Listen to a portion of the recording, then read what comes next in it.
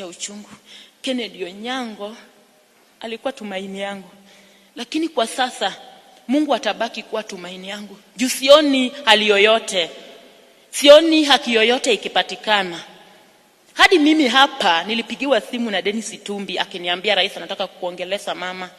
Nikashika simu akaongea, akaniambia mama Kennedy, habari yako? Nikamwambia sio mzuri hata kidogo. Akaniambia sawa, nimesikia na nimeona na nitakuita. Tukae chini tuongee na nimekisua haki ya huyo mtoto imepatikana na nitakufanyia vile mimi nasafanyiwa kama msasi. Nawaambia saini 1 year. Hakuna kitu imefanyika kwa hii Kenya. Msidi mkituombe. Ahadi yote tulipewa, ahadi yote nilipewa. Hakuna yenye imefanyika. Kama sio Mungu.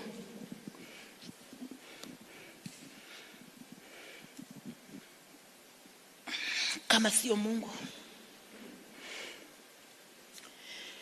Mimi saa zingine nafikiria mimi ni kichaa juu nikitembea nafikiria Kennedy. Nastuka nimelia, sijui nalia, nastuka naongea peke yangu.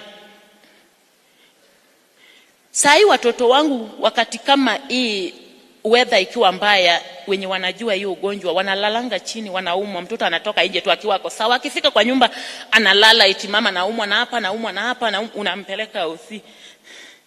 Lakini wakati ule hata kama walikuwa naumwa, nilikuwa na ndoto, najua alikuwa amewapea promise mingi. Kennedy alikuwa na promise ile hata sijui nani atanimalizia. Alikuwa anawaambia, mnajua nini? Nyinyi mtaenda hospitali ile yenye wadosi wanaenda, nitakuwa nawapeleka. Na hii tu kichoro yangu mnaona, mtaishi maisha mzuri hata nyinyi. Na hii ugonjwa itadumu, mtapona. Juu mimi hapa Kennedy nitakuwa pilot.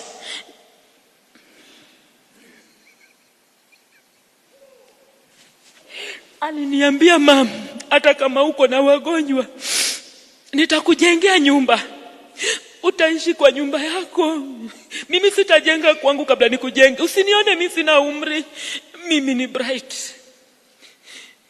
Nitakujengea na hiyo kichoro yangu. Lakini hakuna kitu, nimebaki hivi. Hakuna hata mwenye ananishika mkono.